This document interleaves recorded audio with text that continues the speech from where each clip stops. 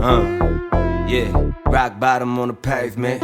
With your back against the wall and you can't even pay rent. What you know about a real struggle? Tell you working 9 to 5 and you still got a side hustle. Bottom line, I'ma grind, I ain't gonna stop. Roll the dice and roll them right in front of the cops. Motherfuck everyone who ever doubted me. And shout out to everybody who proud of me. From the streets where I came from. Sometimes you can't even really trust your day one, say something. I'm reminded daily when I'm looking. Alright, man, SLP Films had to get on the road for this one, man. We got somebody that's tapped in with the city, that's making some noise out here. Very humble to be able to get this interview. Tell us your name and where you come from, brother. Oh, man, thank you very much for having me, man. My name is Tanaforeal. I'm born and raised here in Las Vegas, North Las Vegas to be exact, man. 89030 is the zip code, man, and I'm always glad to be here, man. There ain't no other way to it. Thank you, brother. Appreciate it, man. So how did you go about choosing your stage name? So my actual name is Santana, and everybody growing up always called me Tana for short. And the way that I create my music, I always say that my music is real life, based on real life situations. So it was kind of a combination of the both of them put together. So I was like, Tana for real. And it kind of was like a joke when it first came up. It was like, oh, Tana for real, always real and never fake. And people just kind of was like, oh, for real, Tana for real. And it just kind of became like a little trend between me and all the homies. And it just kind of stuck. After that, I just kind of ran with it, man. And it just really stuck as my stage name for that. That's dope. That's dope, man. So how did you get involved into your passion? Was it something that you got involved to younger? When you got older, did you get inspired by somebody? How did you get involved? I would say, like I said, my name is Santana, so I was named after Carlos Santana. The actual song that I was named after is Black Magic Woman. So my dad, growing up, just used to listen to rock and roll all the damn time. Like literally, we never really watched TV. It was always music playing. So it was just kind of like something I would always just listen to. As a young kid, I was even in like choir type stuff. So I just had a passion for being in front of the crowd and singing. And it didn't come until I would say maybe when I was about I'd say like 12 years old that I felt like I wanted to rhyme and put words together. And at that moment, it was just like, okay, how do I start writing? I started writing like some poetry type stuff. And it just became something that I wanted to like express myself through my music. And as I started to express myself even more, I started realizing that it was something I kind of had a niche for and I enjoyed practicing. So after that, it just kind of just started flowing and I just never stopped, man. That's what's up, man. That's what's up. So to kind of piggyback on that a little bit, what artists have you looked up to, and if any have helped, kind of create your style a little bit? To create my style, like I said, there was a lot of poetry. So I did used to listen to a lot of Tupac growing up. I had some, I would say my big homies that they was on like house arrest type stuff. I would come see them and come visit them and they'd be listening to Shorty Wanna Be a Thug and all sorts of different Tupac tracks. And I'll be like, yo, what's this? And they put me on game. And it was just poetry the way Tupac spoke. And I was just like, okay, how does this man speak with so much passion? So I kind of took that passion. It was like the main influence. That's like the ground. And after that, I really started listening to a lot of Eminem. And that's when he was kind of blowing up at the time. He was working with so much different anger and all these emotions. At the time, my household wasn't the very best household. There was a lot of crazy stuff going on. So I had my own anger built up and I was trying to figure out how to express that. But it was this dude's wordplay was out of this world. So when I would listen to his wordplay and this dude's poetry, I was like, okay, how do I put these together? So I would say those two artists were like the foundation of what made me really start making my music in the way that I molded and put stuff together. Absolutely, man. Those were very influential artists growing up in my life too, man. Two of my favorites, easily, hands down, man.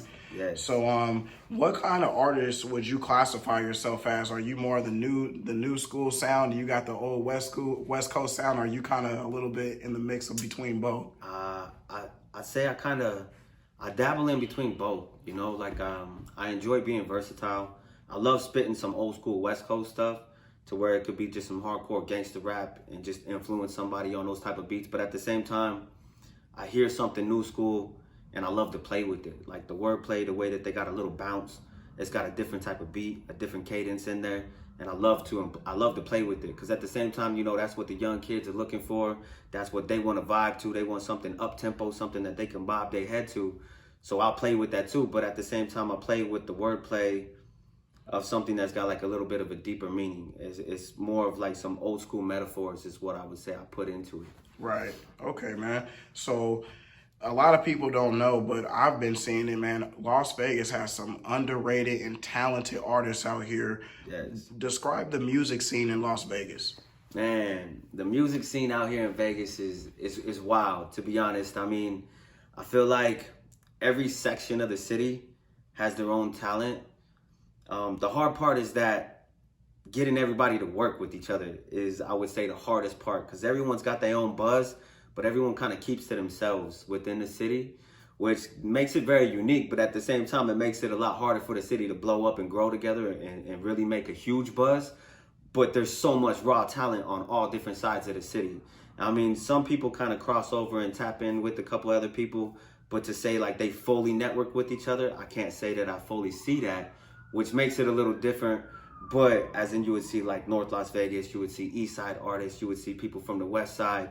Everyone out here has got some dope ass artists, which is sick as hell. And you see everyone, and you would see like, oh, I would love to see these people work together. Very rare occasion you'll see them take their whole crowd, their whole fans, and these people take their whole crowd with their whole fans and connect on something. Every once in a while they'll have a pop-in show or something. Unfortunately, not as of recent because of the pandemic stuff going on. But when it does happen, it's wild. Like the city gets lit, and I mean, it's something unique for me to see. But I would love to see a lot more of it. I could say honestly, myself as being an artist from the city, I would love to see the city tap in with each other a lot more. That's real, man. That's real. And so if you can kind of go hand in hand with that, if you can choose a current artist that you've never worked with, and that can be, somebody that's higher up or even somebody that's lower, who would be an artist that you wish that you could work with? Oh, as like in general across the board, like in the industry already? Absolutely. I would say an artist I would love to work with any time of day. I would love to work with Drake. To be honest, man, this dude, he messes with music for the ladies. He messes with music for the clubs. He messes with music for the hood, and that's what I like to do. I like to just, you find a vibe and you run with it. Like I have music that I love to make for women, and it'll be off the same type of stuff. You still keep your metaphors, you still keep your same bass or your flow, but trying to find a way to transition to that to cater to the women audience. And then you take that same flow and then you cater into something with some gangster rap, man. It's like, that's what this man does. And he does it so smoothly, effortlessly. He'll take something and play with a little bit of auto-tune, man, and it's raw. It's just raw music. So I would say I would love to work with that man. He's super talented. Just knowing he's in the city right now is wild to me. So that's part of what I'm doing. Is like, let's make a buzz big enough in the city to where this man be like, yo, let me tap in with this cat over here in the city. You know what I mean? Because I mean, he be up here at the Wynn chilling. He's constantly mobbing in the city. Hell yeah, man. He's killing the game right now, and he's just tapped in with about every artist that you can about think of.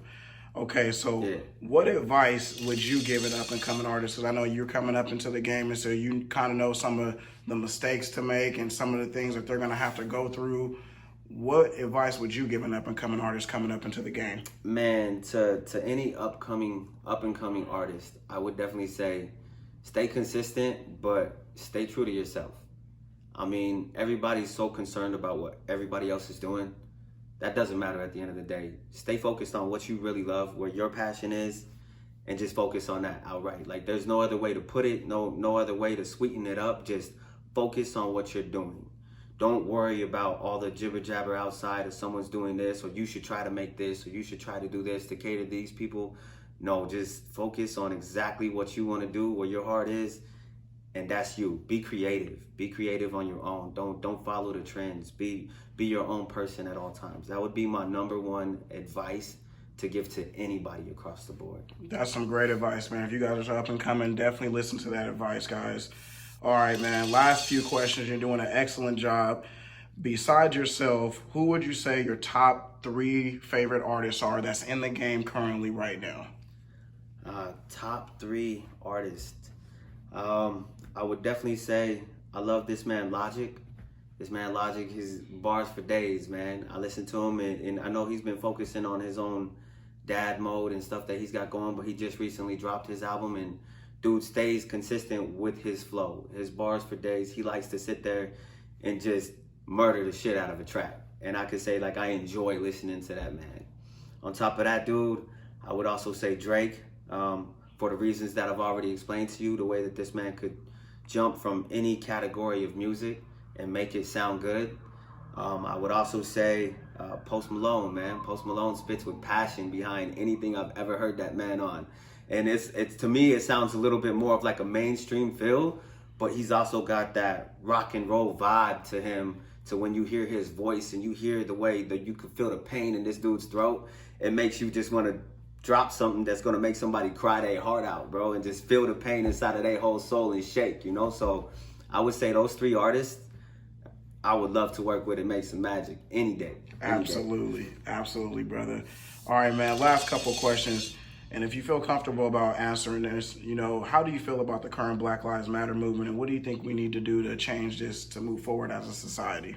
Definitely, man. I think it's a beautiful movement to see the way that the community has grown around it. It's a sad thing to say that this is the reason it has to come together, but I could say, I mean, I'm all for it. I stand all for it because of the fact that of what it stands for, of the rights that it stands for, the equality of what it stands for.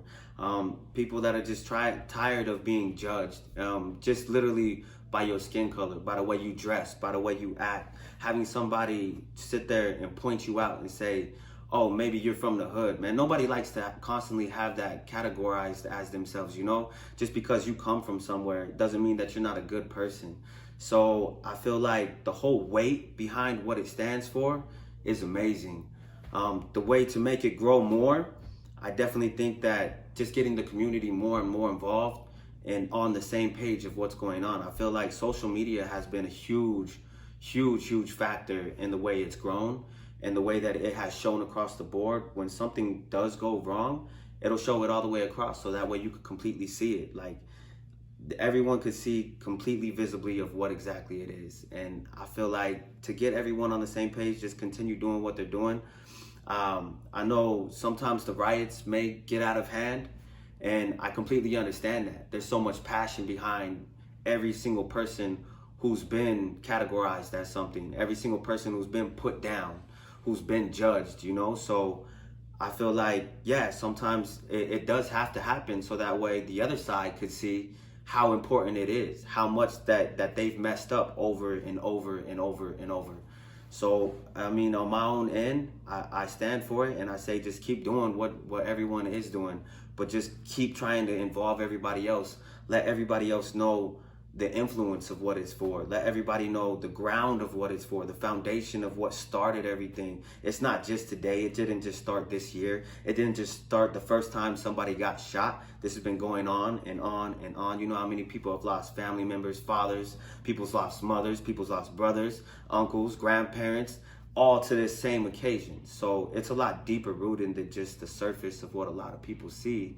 So I feel like there's a way deeper meaning that does need to be tapped into to let people all the way across the world see what it really is. Very well said, brother. And I respect you so much for answering that, especially in its entirety. Yeah. All right, man. So for the people that don't know, the people that want to come to Vegas, probably never been to Vegas, what's the best places to eat and see in the city, according to you? So, I mean, according to me, man, I mean, I'm from North Las Vegas, and we have some seafood spots. There's a spot called Islitas. Bomb-ass seafood, hands down, all day. You get you a bomb-ass preparada. After any hard day at work, you just have a long studio session, you just have a long day, you've been on your grind, whatever, you get you a bomb drink. Tastes delicious. The seafood's on point. I would say, hands down, that would be one of the number one restaurants I would always go to. Me, myself, also, a local spot I would always go to is the Hut. The Hamburger Hut, man, everybody knows about it. It's got bomb freaking wings. You got chicken fingers. Everyone knows. It's a little hole in the wall. The worst parking you will ever find in your life. But the food is worth it. Don't matter, man. You sit out there 20 minutes trying to park, but the food is worth it when you get inside the building, man. So I'll tell anybody, go eat at those spots. That's what's up, man. I know I'm trying it. Yeah. All right, Tanner, man. Let the fans know where they can find you on social media, where they can find your music. Let them know, brother. Yo, tap in with your boy at Tanaforeal. That's Tanaforeal. That's on Instagram. That's on Facebook. That's on YouTube. That's on Spotify. That's on all platforms across the board. Tap in with your boy, man. It's real life all day, every day. Tanaforeal, you dig? All right, man. Tanaforeal is a pioneer in the game. This is SLP's first out-of-state interview. You are our first artist. We finally got on the road, man. People said we had to get out of Seattle. So I tapped in with you, brother, and you showed us so much love. Hey, it's all love. It's real life. And they don't understand what it is to want something every day. When you eat, sleep, and breathe something, and it's more than just a passion. And you ain't gonna let shit stand in your way. And you can't let nothing distract you or take your mind from that. That's on some real life shit. On me, I ain't never going back. Where I came from is from the motherfucking gutter. 24/7 on that eye.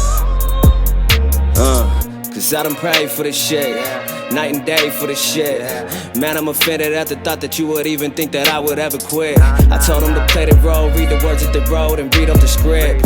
Cause man, we like oil and water, even if they tried, we wouldn't mix. You cross me, you dead to me, homie, that's facts. You don't even exist. To tell the truth between me and you, that shit should never go leave out your lips. Cause man, the whole game fucked up, real life, all the loyalty's missing. There's real gangsters and there's wannabes, you gotta learn how to weed out the difference. Cause I got family who don't visit, and I got homies who don't kick it. I let them borrow money once and they disappeared, and now they act like they're missing. I see the shit as a blessing, my truest confessions, I'm glad that they left me. Cause I got plans for the shit and they only showed me that they wasn't really ready. That's on some real shit, man. People change nowadays like seasons. Nowadays everybody flip-flop at their own convenience. If they can't benefit from you, man, they just up and walk out. And that ain't loyalty, and that ain't really ride or die. The only person who got you at the end of the day is you. The only person you see every day is that man in the mirror. The only one to measure your success is you. You gotta be accountable for your own shit. Cause I watch the hate in the eyes. These guys like they want you to win like your friend, but they hoping you lose down inside. Don't let them see you when you struggling. You gotta learn to maintain and survive. Like fuck what you crying them tears for. Fuck the fears that you had in your mind. Dust yourself off and get back on your grind, homie. Like what you thought your world was in, and I try to tell them, homie, you gon' be fine. Don't ever let them dim your light. It's a marathon in the fight. Get rude on these bitches for being polite. Put gas on your feelings and watch it ignite. We gon' sit and admire the fire and bring the pain from inside us that keeps us inspired to chase our desires. I'm taking a blunt to the dome and watch me get higher. They couldn't put me out with a fire truck. Bitch, I've been putting in work like my time was up. North town with it, diamond in the rough. I ain't gonna fold and I ain't gonna bluff. Bitch, I'm all in cause it's all or nothing like it's in the discussion. Point blank like a general, how I'm gonna pull rank. They gassing me up like a full tank. Said it's pedal to the metal, I don't never gonna hesitate. Born and raised like the Silver State. Don't ever let me hear them talk about me coming at them head hunting like bounties. I'm holding it down in the Clark County. What up? Try to tell them it is what it is. I ain't never gonna change. I'm only getting more motivated.